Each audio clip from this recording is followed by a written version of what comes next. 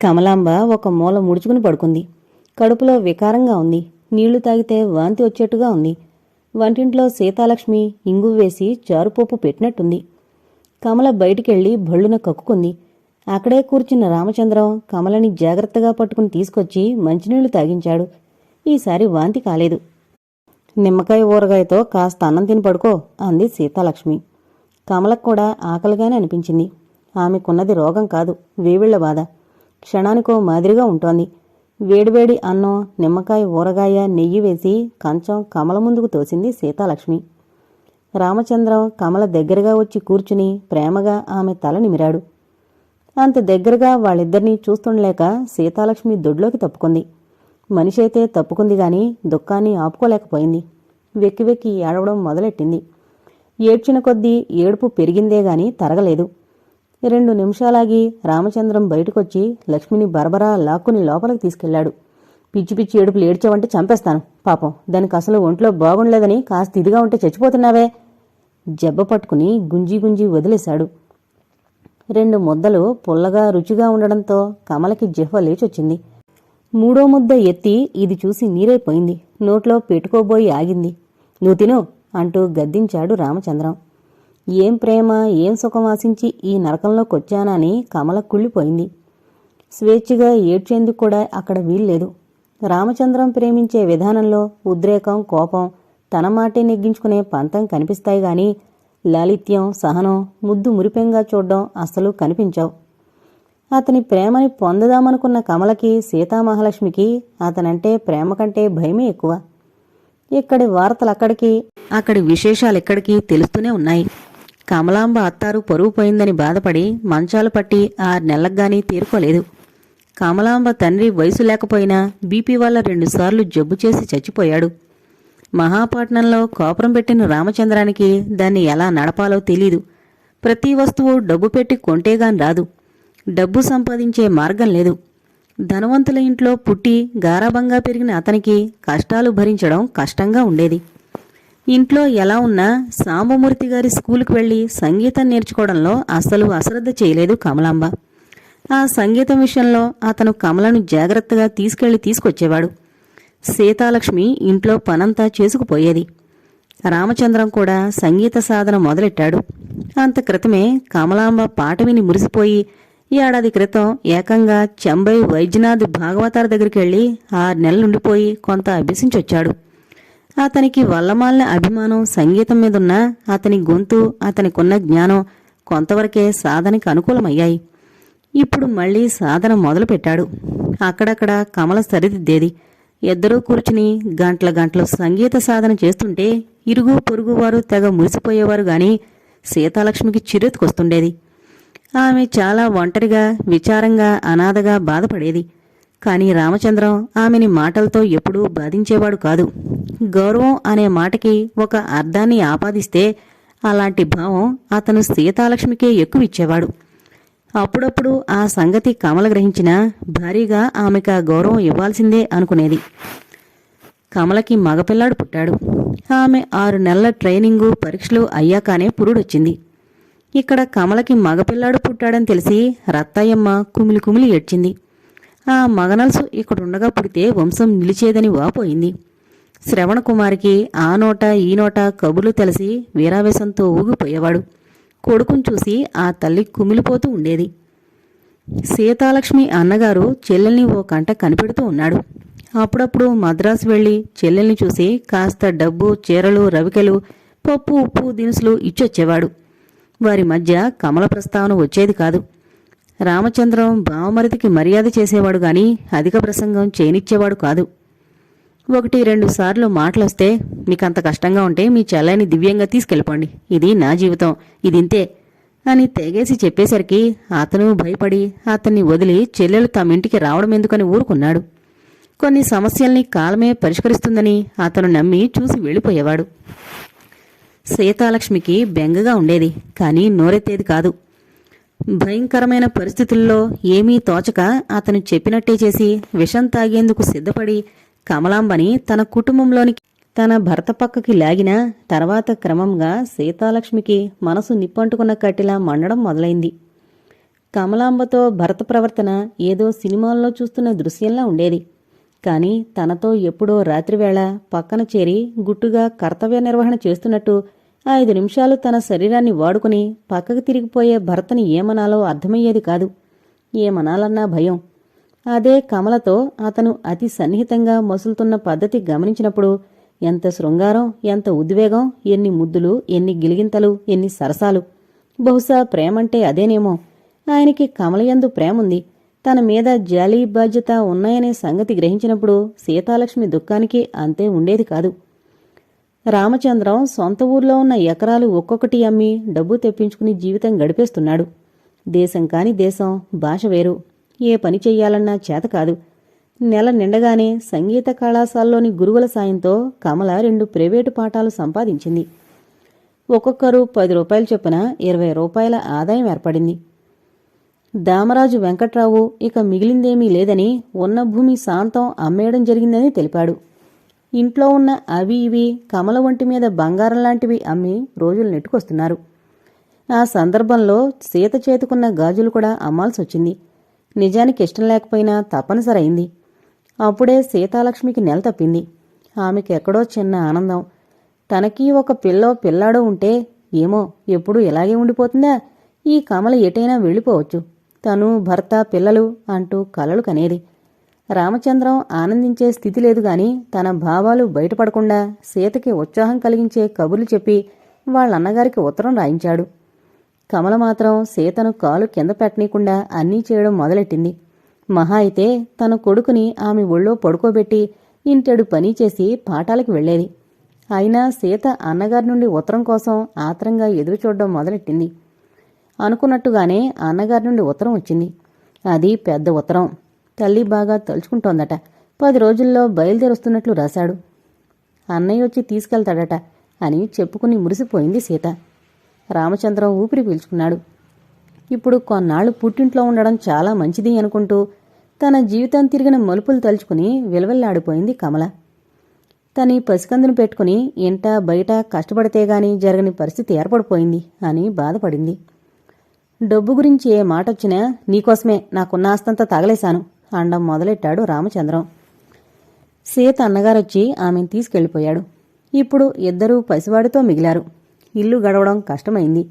20 రూపాయలు ఇంటద్దెకే కావాలి. అక్కడక్కడ అప్పులు చేస్తూ తీర్చలేక బాధపడుతూ ఒక్కొక్క రోజు ఏమీ తినకపోయినా మంచినీళ్లు తాగి శ్యామశాస్త్రిగారి కీర్తనలకి సుబ్బారాయశాస్త్రి కీర్తనలకి ఉన్న తేడా గురించి, స్వాతి తిరునాళ్ కీర్తనలో ఉన్న లాలిత్యం గురించి కబుర్లు చెప్పుకుని నిద్రపోయేవారు. అయితే ఆకలిని జయించడం పెద్దవాళ్లకే సాధ్యం కాదు. ఇక పసివాడు ఇల్లు ఎగిరిపోయేలా ఏడుపు అందుకుంటే ఎవరినో ఒకరినడిగి కాసిని పాలు తేక తప్పడం లేదు. మరొక పాఠం దొరికింది కమలాంబకి. వాళ్ళు తెలుగువాళ్లు, నాయుళ్ళు. ఆయన కోర్టులో ప్రాసిక్యూటర్. సంపదతో బాటుగా మంచి సంస్కారం, మంచి హృదయం గలవాడాయన. అదీకాక రాజకీయాల్లో కాంగ్రెస్ ఉద్యమంలో చురుగ్గా పాల్గొంటున్న దేశభక్తుని కూతురు ఆయన భార్య. అభ్యుదయ భావాలతో, రాజకీయ చైతన్యంతో సాంఘికంగా ఉన్న లొసుగుల్ని అర్థం చేసుకున్న ఆ దంపతులిద్దరూ కమలాంబ పరిస్థితిని తక్కువ సమయంలో విపులంగా అర్థం చేసుకున్నారు. ఇలాంటి పరిస్థితుల్లో సాటి మనుషులుగా వాళ్లని, ముఖ్యంగా అలాంటి స్త్రీని ఆదుకోవడం వాళ్ల కర్తవ్యంగా భావించారు. బళ్ళారిలో చనిపోయిన ఆయన తల్లిగారి పేరున స్థాపించబోయే బాలికల స్కూల్లో చిన్న ఉద్యోగం కమలకివ్వాలని నిశ్చయించుకుని చెప్పారు. ఆ స్కూల్లో చదువుతో బాటుగా కుట్లు, సంగీతం, వంటలు, అల్లికలు లాంటివి నేర్పించే పద్ధతి పెట్టి ఆడపిల్లల్ని చదువువైపు దృష్టి మళ్లించాలని వారి అభిప్రాయం. అమ్మా, మీరు బళ్ళారి వెళ్లేటట్టయితే మీకు ఉద్యోగం ఇప్పించగలను. 40 రూపాయలు వస్తుంది. ఇంత పట్నం కాదు. 5 రూపాయల్లో మీకిల్లు దొరుకుతుంది. మీ ఆయన కూడా ఏదైనా చూసుకుంటే మీకంత కష్టం ఉండదు. ఇది మహాపట్టణం. ఈ చిన్నపట్నంలో 100కి 100 వచ్చేవారే బతకగలరు. సామాన్యులకి ఇక్కడ జీవితం కష్టం. మీరిద్దరూ ఆలోచించుకుని నాకు వెంటనే చెప్పండి. మీరు వెళ్లేందుకు ఏర్పాటు చేస్తాను అన్న నాయుడుగారి మాటలు కమలాంబకి ఎంతో ఆశ్చర్యం, ఆనందం కలిగించాయి. రేపు ఉదయానికొచ్చి మీకు మాట చెప్తాను. మా ఆయన కూడా కాదని అనుకుంటాను అని వినయంగా నమస్కరించి ఇంటికి బయలుదేరింది. ఏదో దారి దొరికిన ఆనందం. చీకటి సముద్రంలో కొట్టుకుపోతుంటే దూరంగా మిణుకుమిణుకుమంటున్న గుడ్డిదీపంలా కమలకు ఒక ఆశ. రామచంద్రం అంతా విన్నాడు. నిజానికి అతను చేయగలిగిందేమీ లేదు. పూర్తిగా చదువు లేదు, ఉద్యోగం వచ్చే మార్గమూ లేదు. ఆస్తి అయిపోయింది. మరో పనిచేసి డబ్బు సంపాదించలేడు. కమలాంబతో సొంత ఊరు వెళ్లలేడు. మద్రాసు నగరంలో డబ్బు లేకుండా జీవితం ఎంత దుర్భరమో అనుభవపూర్వకంగా తెలిసొచ్చింది. అంతా సవ్యంగానే జరిగిపోయింది. కమలాంబ అక్కడే థర్డ్ ఫారం పాస్ అయినట్టు సర్టిఫికెట్ పుట్టించి నాయుడుగారు పుణ్యం కట్టుకున్నారు. సంగీతంలో వీణ గాత్రం పాస్ అయిన సర్టిఫికెట్ సాంబమూర్తి గారి స్కూల్ నుంచి ఎలాగూ ఉంది.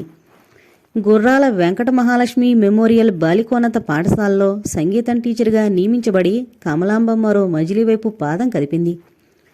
నాయుడుగారు 200 అప్పిచ్చి చుట్టూ ఉన్న చిల్లరప్పులు తీర్పించి రైలు ఖర్చులు చూసి బళ్ళారిలో దిగిన వెంటనే ఉండేందుకు తాత్కాలికంగా వాళ్ళింట్లో వెనక వసారా కేటాయింపజేసి వారిని సాగనంపారు.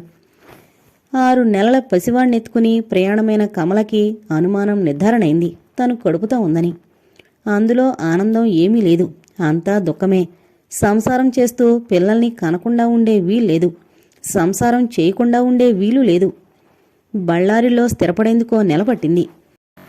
వాళ్ళింట్లో వెనకవైపు ఎప్పుడూ ఉండినా పర్వాలేదన్నారు.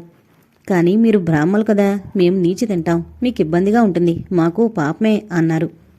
అందుకే ఒక బ్రాహ్మలింట్లో 2 గదులు వంటగది ఉన్న ఇల్లు 8 రూపాయలకి దొరికింది. రామచంద్రం ఆస్తి కరిగిస్తూ మద్రాసులో జల్సాగా బతికినప్పుడే ఇంట్లోకి కావలసిన అనేక సామాన్లు కొన్నాడు. ఇప్పుడు అవన్నీ అక్కడికొచ్చాయి.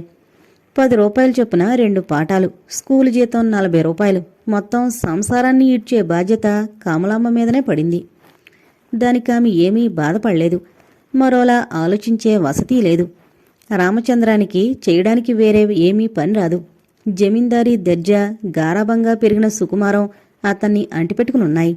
అతనే కమలాంబని బలవంతంగా ఆమె బలహీనతల్ని ఆసరా చేసుకుని ఈ సంసారంలోకి లాగిన కమలే ఇతను నా కోసం ఎంత కష్టపడుతున్నాడు అనుకునేది.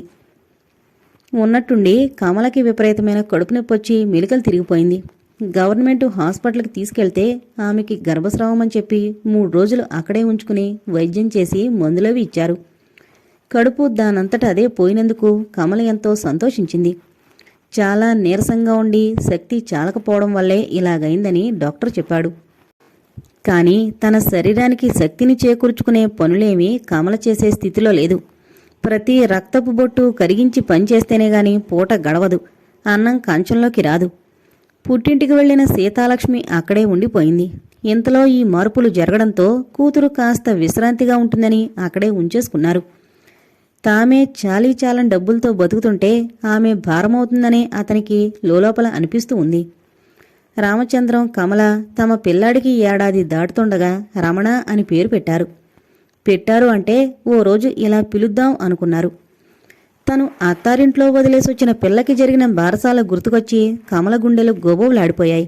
ఎంత హంగామా, ఎంత ఆర్భాటం, ఎంతమందికి భోజనాలు, ఎన్ని కొత్త బట్టలు, పిల్లకి నగలు, ఎన్నో ఏవేవో ఆనవాయితీలు సాంప్రదాయాలు అంటూ ఒకటే హడావుడి పడిపోయిందానికి అసలు ఉన్నాడో లేడో కూడా గుర్తించని ఈ రమణ పుట్టుకకి పెరగడానికి వ్యత్యాసం గుర్తించి కుమిలిపోయింది. అప్పుడప్పుడు ఆ పిల్ల పాలు తాగిన రొమ్ము తడుముకుని విలవెల్లాడిపోయేది. ఇవన్నీ గుర్తుకొస్తే ఏదో పూర్వజన్మ గుర్తుకొచ్చినట్లుగా ఉంటోంది. ఆనాటి సంపద, భోగాలు, మర్యాదలు, మన్ననలు మరో జన్మలో జీవితంలా అనిపిస్తూ ఉంటుంది. ఇప్పుడీ దరిద్రం, 24 గంటలు శ్రమపడ్డం, తనే వండుకుని 4 మెతుకులు తినడం. అసంతృప్తుల మధ్యలోంచి చిరచెరలు చెలరేగినప్పుడు రామచంద్రం చేతిలో తన్నులు తినడం. అంతలోనే అతను బతిమాలితే అతని పక్కన చేరి సుఖాన్ని అందివ్వడం. ఇవన్నీ ఈ జన్మలో అతి సాధారణ విషయాలుగా అలవాటు పడిపోయింది కమల. 6 నెలలు బాగానే సాగింది. అంతలోనే 2వ ప్రపంచ యుద్ధం ప్రకటించబడింది. రామచంద్రం ఆసక్తితో వార్తలను పేపర్లో చదివి కమలాంబకు కథలు కథలుగా చెప్పేవాడు. పోలాండ్ మీదకి జర్మనీ తన సేనలు నడిపిన వైనం, అప్పటికే హామీ ఇచ్చి ఉన్న గ్రేట్ బ్రిటన్, ఫ్రాన్సు జర్మనీపైన యుద్ధం ప్రకటించడంతో 2వ ప్రపంచ యుద్ధం తప్పనిసరైందని అతనుకున్న అవగాహనతో, జ్ఞానంతో చెబుతుంటే అంట్లు తోముకుంటూ, ఇల్లు ఉడుచుకుంటూ, అన్నం వారిస్తూ, కూరలు తరుగుతూ కమలాంబ వినేది. అవన్నీ ఆమెకెంతో ఇష్టంగా, ఆసక్తిగా ఉండేవి. తను చిన్నపిల్లగా విన్న మొదటి ప్రపంచ యుద్ధం కబుర్లు పెదబావ, చిన్నబావ, అన్నయ్య మాట్లాడుకున్నవి తనకి గుర్తున్నవి చెప్పేది. 2వ ప్రపంచ యుద్ధం ప్రభావం సామాన్యుల జీవితాల మీద కూడా బాగానే పడింది. ధరలు బాగా పెరగడంతో కొన్ని వస్తువులు దొరకడమే గగనంగా ఉండేది. ఒక పక్క స్వాతంత్రోద్యమం, నిరుద్యోగం యువతను ఎటూ తోచని పరిస్థితుల్లో పడేసింది. ఉద్యోగాలు, చదువులు మానేసి ఉద్యమంలోకి వెళ్లిపోయిన వారి కుటుంబాలు ఆర్థికంగా చితికిపోయాయి. భర్తలు ఉద్యమంలోకి వెళ్లిపోతే రెక్కలు ముక్కలు చేసుకుని బిడ్డల్ని, సంసారాల్ని పోషించవలసిన పరిస్థితి స్త్రీలకు ఏర్పడింది. సంఘ సంస్కరణ స్ఫూర్తితో, స్త్రీ స్వేచ్ఛ దృష్టితో నాయుడుగారి లాంటి వారు, కమల లాంటి వారికి సాయం చేసిన ఆర్థిక మాంద్యం వల్ల ఎవరూ సుఖంగా 2 పూట్లా తిని జీవితం గడపడం దుర్లభమైంది. దేశం మొత్తం మీద స్వాతంత్రం కొరకు సాగే పోరాటం ప్రభావం ఆంధ్రదేశం మీద కూడా లేకపోలేదు. సామాన్య జీవితమే కష్టంగా ఉన్నప్పుడు కళలు, సాహిత్యం, సంగీతం వంటి వాటి వైపు ఎవ్వరూ ఎక్కువ దృష్టి పెట్టలేకపోయేవారు. మందకొడిగా సాగే స్కూల్లో జీతాలు 2 నెలలకి, 3 నెలలకి చేతికి రావడం పరిపాటైంది. పాఠాలు కూడా ఉండుండి సజావుగా సాగడం లేదు. పిల్లకి పెళ్ళైతే సంగీతం ఆగిపోతుంది. చదువు సాగడం లేదన్నా సంగీత పాఠానికి ఎగనాం అవుతుంది. ఆడపిల్లలకి ఒక అదనపు ఆభరణంగా సంగీతాన్ని నేర్పించే తల్లిదండ్రులు వారికేమాత్రం వీలు కాకపోయినా ముందుగా ఆపేసేది సంగీతం. కమలాంబ 1 ఏడాది పాటు ఒక పిల్లకి సంగీతం చెప్పే వీలుండడం లేదు. అయినా ఆమెదొక్కటే ధ్యాస. తనకి 10 రూపాయలు రావాలి కనుక ఎలాగోలా పాఠం నిలవాలి. ఎప్పుడూ 2కు మించి దొరికేవి కావు. జీతాలు రాక అప్పులతో, వాళ్లా వీళ్ల దయాధర్మాలతో కాలం గడుస్తోంది. ఒంటి మీదున్న బంగారంలో చిన్నమెత్తు మిగల్లేదు. కట్టుకుందామంటే ఒంటి నిండా బట్టలేదు. మళ్లీ కడుపొచ్చింది. ఇలాంటి అవాంతరాల వల్ల ఒంట్లో శక్తి నశించి అలసట పెరిగింది. సరైన తిండి లేదు, విశ్రాంతి లేదు. దీనికి తోడు మనసులో ఒకటే అశాంతి, ఒకటే బాధ. ఏమిటి తనేం చేసింది? తనెందుకిలా చేసింది? ఈ జీవితంలో సుఖమేముంది? రామచంద్రం తన్నేం సుఖపెట్టగలడు? అతని దగ్గరే ఉంది. అసక్తత ఉక్రోషంగా మారినప్పుడు బాగా తన్ని తన ఒళ్ళు గులచేయడం తప్పిస్తే అతనేం చేయగలడు? సీతాలక్ష్మికి మగపిల్లాడు పుట్టాడు. రామచంద్రం వెళ్లి చూసి పిల్లాడికి నామకరణ ఉత్సవంలో పాల్గొనొచ్చాడు. మగాడికి 2 స్త్రీలుంటే అది సామాన్యమైన విషయమే. పెళ్లైన స్త్రీని తీసుకువెళ్లిపోయాడని కొత్తలో కాస్త చెవులు కొరుక్కున్నా క్రమేపీ బంధువులు అంగీకరించినట్లే. ఈసారి అతను కొడుకు కోసం వెళ్ళినప్పుడు అతని తల్లి, బామ్మ ఎంతో ప్రేమగా చూసి ఎన్నో నీతులు చెప్పి బొజ్జగించారు. రామచంద్రం ఎంతో ప్రయోజకుడే. కమలాంబకి కొడుకుని కనిపెట్టడమే కాకుండా సీతాలక్ష్మికి కూడా ఒక కొడుకుని ప్రసాదించినందుకు వారు ఉప్పొంగిపోయారు. అతనికి మంచి బట్టలు అవి ఇచ్చారు. తల్లి 100 రూపాయలు కూడా ఇచ్చింది. నెమ్మదిగా సమయం చూసి ఆ కమలాంబని వదిలేయమని చెప్దామని బావమరిది ప్రయత్నించాడు గాని భయపడి ఊరుకున్నాడు. రామచంద్రం బయలుదేరొచ్చేస్తుంటే అతని తల్లి 2 చీరలు రవికల పోట్లం కట్టి అతనికిచ్చి కమలను కట్టుకోమను. ఆగర్భ శ్రీమంతురాలు. ఆ పిల్ల నుదిట్రా తలా ఉంది. వినాశకాలే విపరీత బుద్ధి అంది. రామచంద్రం ఏం మాట్లాడలేదు. అతనిలోనూ ఆవేశం తగ్గిపోయింది. ఒక్కోసారి వెనక్కి తిరిగి వెళ్ళిపోవాలనిపిస్తోంది. కాని తను నట్టనడి సముద్రంలో ఉన్నానని తెలిసి శక్తినంతా కూడదీసుకుని ముందుకే ఈదడం మొదలు పెడుతుంటాడు. రామచంద్రం తెచ్చిన చీరలు అపురూపంగా తీసుకుంది. అతని తల్లికి తన మీద ఆ మాత్రం కనికరం ఉంది. అదే చాలు అనుకుంది. రామచంద్రం తల్లి, బంధువులు అతనికి దగ్గరైనంతగా తనవారు తన వైపు చూడలేకపోవడానికి కారణం కమల బాగానే అర్థం చేసుకుంది. తను ఆడది కదా, పైగా పెళ్ళయి ఒక బిడ్డకి తల్లై తనేం చేసింది? సీతాలక్ష్మికి పుట్టింట్లోనే ఉండిపోవడం బాధగానే ఉన్నా గత్యంతరం లేకుండా పోయింది. తను ఆ 2 మధ్యకి వెళ్లి జీవితం గడపాలని లేదు. పైగా అక్కడి దరిద్రంలో పాలు పంచుకోవాలంటే మరీ భయంగా ఉంది. అన్నింటికంటే భరించలేని విషయం తన భర్త తనతో కాకుండా ఆమెతో కులాసాగా ఉండడం. అందుకే ఆమె రామచంద్రం వచ్చినప్పుడు అతన్నొక్క క్షణం వదలకుండా వేలాడేది. అతను తిరుగు ప్రయాణమైనప్పుడు బెంగముఖం పెట్టేది కాని వస్తానని అనేది కాదు. ఊరుకోలేక రామచంద్రమే అన్నాడు, నాతో వస్తావా, కలిసే ఉందామని. సీతాలక్ష్మి మూతి తిప్పింది. ఏం వద్దులే బాబు, నా మీద ఇష్టం ఉంటే మీరే ఇక్కడ ఉండండి. మా అన్నయ్య కూడా అన్నాడు, బావగారొస్తే ఉండమని గట్టిగా అడగవేమే, ఇది నీ ఇల్లు, నీ మొగుడిల్లు అనుకోండి అంటూ. తెల్లగా వయ్యారంగా తళతళ ఆరోగ్యంతో మెరిసిపోయే భార్య 2 చేతులు మెడ చుట్టూ వేసి గారాలు గునుస్తుంటే రామచంద్రం మైమరిచిపోయేవాడు. 4 రోజులుండి వస్తానని కమలతో చెప్పినవాడు ఒక్కొక్కసారి నెలకి పైగా ఉండిపోయేవాడు. కమల ఇతను రాలేదనే బాధపడేది కాదు. ఒక్క పూటే ఇంత వండేసి స్కూలు పని, పాఠాల పని చూసుకుని విశ్రాంతిగా ఉండేది. అయితే త్వరలోనే రామచంద్రం అహంకారం దెబ్బతినేది. లేచి చక్కా వచ్చేవాడు. 3 ఏళ్ల కాలము 30 తిప్పలు పడ్డారు. ఒంటిపూట భోజనాలతో కమల రూపురేఖలు మారిపోయాయి. అయినా ఎప్పుడూ విచారంగా విషాదంగా ఉండేది కాదు. స్కూల్లో పిల్లలతో మహా హుషారుగా పాటలతో, పద్యాలతో, నాటకాల రిహార్సల్స్తో, పాటల పోటీలు అంటూ గడిపేసేది. కమలాంబకి మళ్లీ కడుపు వచ్చింది. ఈసారి కాస్త తేడా ఎక్కువగా ఉండడం వల్ల మరీ విసుగనిపించలేదు. స్కూలు మూతపడే స్థితికొచ్చింది. పిల్లలు రావడం లేదు. గ్రాంటు రాకపోవడం వల్ల, టీచర్లకి జీతాలు సరిగ్గా ఇవ్వలేకపోవడం వల్ల కొందరు మానుకున్నారు. కమల మానుకుని చేసేదేం లేదని రోజూ వెళ్లి ఉన్న పిల్లలకి సంగీతమే కాకుండా తనకొచ్చినవన్నీ చెప్పేది. అందులో నీతి కథలు, కుట్లు, అల్లికలు, కత్తిరింపులు, పూసలతో బుట్టల్లాంటివి కూడా చెప్పేది. స్కూలు నడపడం కష్టమై 4-5 స్కూళ్లను కలిపేసే ప్రయత్నం జరగడం మొదలైంది. తను ఉద్యోగం పోతే ఏం చెయ్యాలి అనే ఆలోచనలో పడింది కమల. సరిగ్గా అప్పుడే అత్తారింటి నుండొచ్చిన రామచంద్రం ఒక మాట చెప్పాడు. అమ్మ తన పేరునున్న పొలంలో కొంతమ్మి రాజమండ్రిలో ఒక డాబా ఇల్లు కొంది 7,500 పెట్టి. మనం అక్కడికి వెళ్ళిపోదాం. కమల గుండె జల్లుమంది. తను మళ్లీ అటువైపు వెళ్లాలంటే మొహం చల్లని ఒక అవమానం ఆమెను బాధించింది.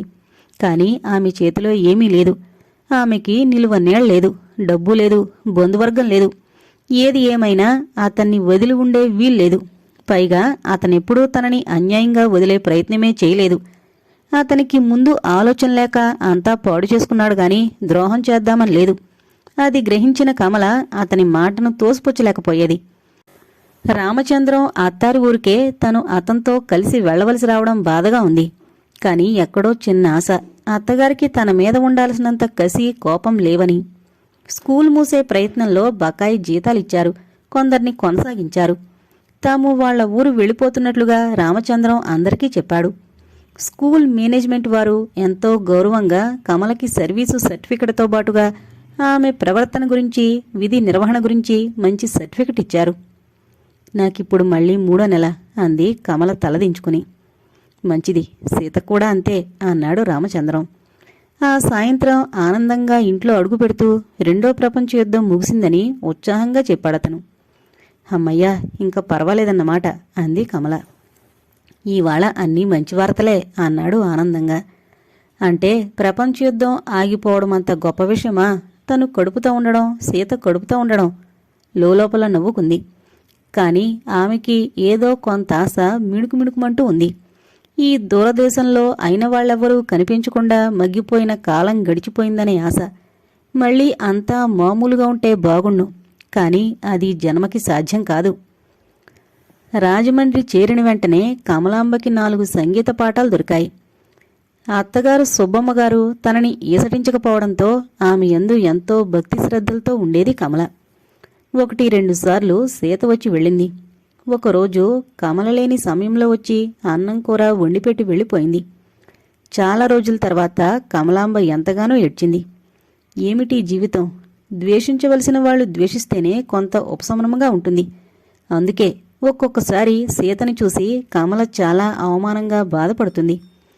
పిల్లాడు పుట్టిన ఏడాదిలోపు మొగుణ్ణి పోగొట్టుకున్న సుబ్బమ్మ 2 కోడళ్ళని సమానంగానే చూసేది. 2 వెర్రిబోగులు వాళ్లే, ఆ దేవుడే మిమ్మల్ని కాపాడతాడు అంటూ ఉండేది. కమలకి పురుడొచ్చి ఆడపిల్ల పుట్టింది. ఆ పిల్లకి దేవకి అని పేరు పెట్టారు. 3 నెలల తర్వాత సీత కూడా ఆడపిల్లనే కన్నది. ఆ పిల్లకి ఈశ్వరి అని పేరు పెట్టారు. 2 మొదట మగపిల్లలు, తర్వాత ఆడపిల్లలు. ఉన్నంతలో సీతాలక్ష్మికి అన్నీ అపురూపంగానే జరిగాయి.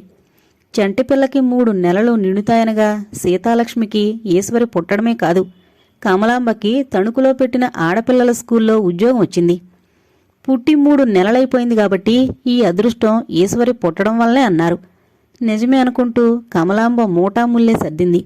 ఆమెను అనుసరించాడు రామచంద్రం 5 ఏళ్ల కొడుకుని చంకనేసుకుని. దగ్గర్లోనే కనుక అనుబంధాలు చక్కగానే కొనసాగుతాయి కదా అని సీతాలక్ష్మి పుట్టింటివారు ఆనందపడ్డారు. తల్లిని తనతో రమ్మని రామచంద్రం పిలిచినా రాలేదు. ఆ ఇల్లు అద్దెకిచ్చి పక్కనే ఒక గదిలో ఉండిపోయింది. కొడుకుని చూసిపోతూ ఉండమని చెప్పింది. బావమరుదొచ్చి రామచంద్రానికి అతని తల్లి గురించి భరోసా ఇచ్చి వెళ్లాడు. కాసిని సామాన్లతో ఒక ఇంట్లోకి ప్రవేశించారు రామచంద్రం, కమలాంబ 2 పిల్లలతో. ఆ రోజే స్కూల్లో టీచర్గా రిపోర్ట్ చేసొచ్చిన కమలాంబని ఆప్యాయంగా దగ్గరికి తీసుకున్నాడు రామచంద్రం.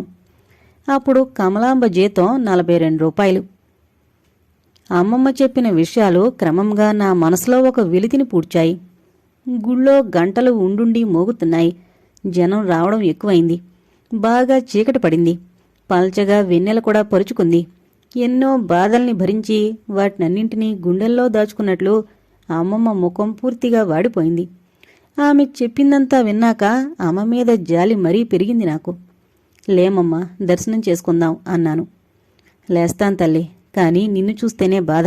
పాడులోకంలో అన్ని కష్టాలు ఆడవాళ్లకే. ఇప్పుడు అవన్నీ మరుగున పడ్డాయి. కానీ రేపు నీకు పెళ్లి అనే ప్రయత్నం మొదలు పెడితే అన్నీ తవ్వుతారు. బంగారు బొమ్మలాంటి పిల్లవు. అమ్మమ్మ కొంగుతో కళ్ళొత్తుకుంది. నాకేం పర్వాలేదమ్మమ్మా, నా గురించి నువ్వేం బాధపడద్దు. నాకు పెళ్లి చేసుకోవాలని పెద్దగా లేదు, నేను నిజంగానే చెప్తున్నా అన్నాను. అమ్మమ్మేం మాట్లాడలేదు. మేమింటికొచ్చేసరికి అమ్మ వచ్చేసింది. ఒక పాఠం లేదట, త్వరగా వచ్చేసింది. రాత్రి అమ్మమ్మ అన్నం తిందు, మజ్జిగ తాగి పడుకుంది. అన్నం తిని నేను ఆమె పక్కనే పడుకున్నాను. అప్పుడు నాకు 13 ఏళ్లు. వచ్చే ఏడు నేను స్కూల్ ఫైనల్లోకొస్తాను. ఇంటిగల వాళ్ళకి మమ్మల్ని ఇల్లు ఖాళీ చేయించాలని ఉందిగాని కారణాలు చెప్పడం కష్టంగా ఉంది. అంతలోనే చిన్నశివుడు తండ్రి పాము కరిచి చనిపోవడంతో వాళ్ళకి పెద్ద విఘాతమే ఏర్పడింది. 4 పిల్లలు గల కుటుంబం నిరాధారమైపోయింది. వాళ్ళందర్నీ ఇక్కడికే పిలిపించి ఉంచుకుని ఆదుకోవాలని కొప్పాక పిన్నిగారనుకుంది. నిజమే, పోయినవాడు తమ్ముడు. ఎద్దుల్లా ఎదిగిన మగపిల్లలు తిరిగే ఆ ఇంట్లో నేను పెద్ద మనిషినై అటు ఇటు పుస్తకాలు పుచ్చుకుని తిరగడం ఆమె సహించలేకపోయేది. ఆమె మా కుటుంబం గురించి రాబట్టిన సమాచారం కూడా ఆమెను హెచ్చరిస్తోంది. అందరి ఆడపిల్లల్లా 12 నిండగానే పెళ్లి కోసం ఎదురుచూస్తూ కూర్చునే రకంలా నేనామెకు కనిపించలేదు.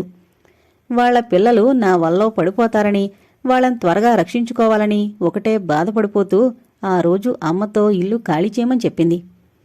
మీకు తెలుసు కదమ్మా, మా తమ్ముడు అన్యాయం అయిపోయాడు. వాళ్ళిక్కడికొచ్చేస్తారు, ఇల్లు కావాలి, లేకపోతే మిమ్మల్ని ఖాళీ చేయమనేదాన్నే కాదు అంది. అలాగే పిన్నిగారు, 10 రోజుల్లో ఇల్లు వెతుక్కుని వెళతాం అంది అమ్మ. సరేనమ్మా, కాస్త త్వరగా చూసుకోండి అంది. అమ్మకి ఇల్లు వేట మొదలైంది. 3 గదులైనా ఉండాలి, అద్దె తక్కువగా ఉండాలి. వెతకడం మొదలుపెట్టారు. మొన్న అమ్మమ్మ వచ్చినప్పుడు విశాఖపట్నంలో ఉన్న రాజా పిన్ని కూతురి బట్టలు తెచ్చి నాకిచ్చింది. అవన్నీ చాలా లూజుగా ఉన్నాయి. అబ్బో, అది చాలా లావే తల్లి, మీ అమ్మని సైజ్ చేయమని చెప్పు అంటూ ఒక్కొక్కటి తీసి చూపిస్తూ ఇచ్చింది. ఆ రోజు మధ్యాహ్నం స్కూల్ మానేశాను. ఆ బట్టలు ముందేసుకుని కూర్చున్నాను. అమ్మ చెప్పిన విధంగా ఒక్కొక్కటి టాకాలు వేసుకుంటూ నాకు సరిపోయేలా చేసుకుంటున్నాను. లోపల ఏవేవో ఆలోచనలు రొద చేస్తున్నాయి.